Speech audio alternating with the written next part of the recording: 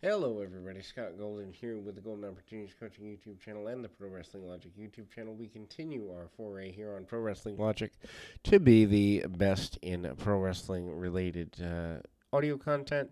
We've got over 2,700 of these for your listening pleasure. We continue to add whenever we can, and we continue to do that so that you don't have to sit through as much wrestling content as there is out there. And certainly, even though much of it isn't very good, there is a lot of content from the various promotions.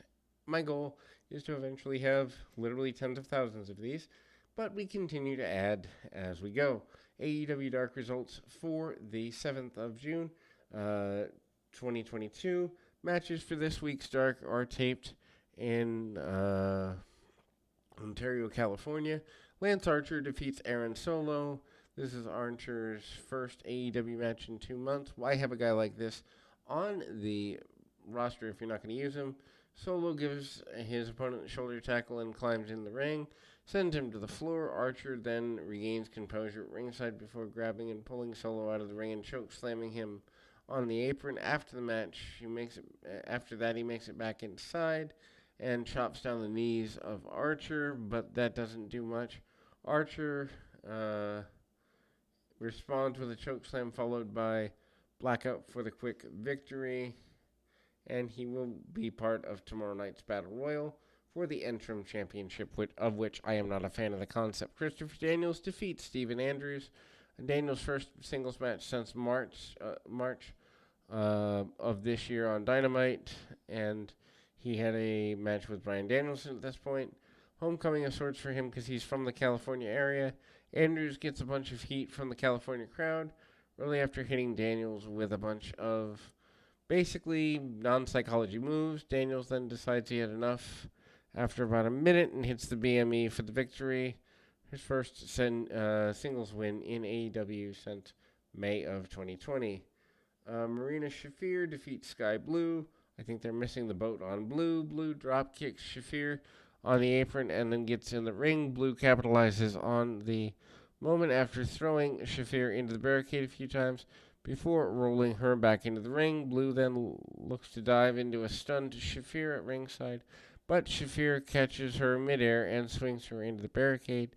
Once the match makes it back into the ring, Shafir begins throwing and kicking Blue around relatively easily. She then uses judo throws and submissions, getting involved, arm and leg, and then she gets her opponent to quit. She's now 2-0 since her loss to Jade Cargill for the TBS Championship.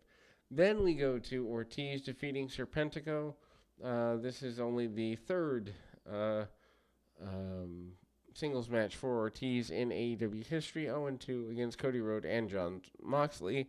Previously, Serpentico takes Ortiz pretty lightly in the early stages. Ortiz maneuvers in and out of Serpentico's attempts at using his speed and nails him with a double underhook tiger driver. Easy for me to say.